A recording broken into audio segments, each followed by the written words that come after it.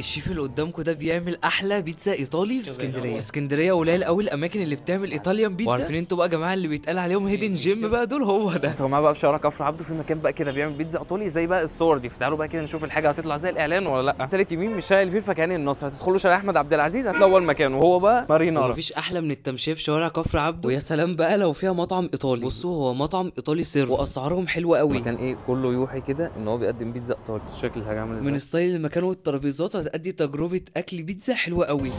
هتقابلوا بقى الشيف ده هناك وهو اللي هيعمل لكم الاكل بنفسه. الشيف مصري بس كان عايش اكتر من 15 سنه في ايطاليا تقريبا، فبمعنى اصح كده يعني ايه جاب سر الخلطه.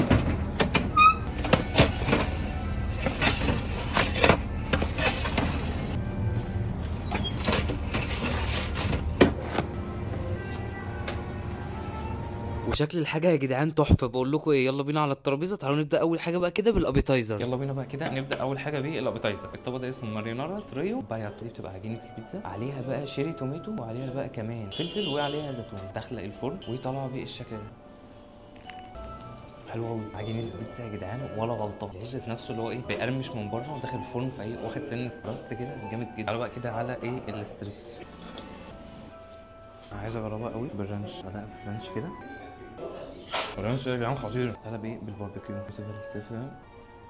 الباربيكيو صوص يا جدعان هو والرانش خطير، مركزين قوي، القوام بتاعتهم تقيله. لسه خدنا الابيتايزر، يلا بينا بقى ندخل على البيتزا. بص بقى ندخل على الجراندي بيتزا. بص بقى دي بيتزا فاميلي اصلا، تبقى ايه فور سيزون. بص بقى احنا طلبناهم ايه، طلبنا بقى فيها صدق او سجق، طلبنا بقى كمان تشيكن رانش، وطلبنا بقى كمان تركي مدخن، وبقى كمان خضار. بص هي بتيجي ايه تو سلايزز كده من كل بروتين انت طالبه. تقدر بقى تطلب اللي انت عايزه، ما عدا طبعا ايه السي فود. عجينه يا جدعان مشوقين. تعالى نبدا اول حاجه بالصدق. بص شكلها عامل ازاي، شكلها تحفه. بص العجينه شكلها عامل ازاي، والعجينه متحمصه من بره كده. بحب قوي العجينه دي، سلايز عملاق. كواليتي الانجريدينتس يا جدعان اللي مستخدمينها تحفه.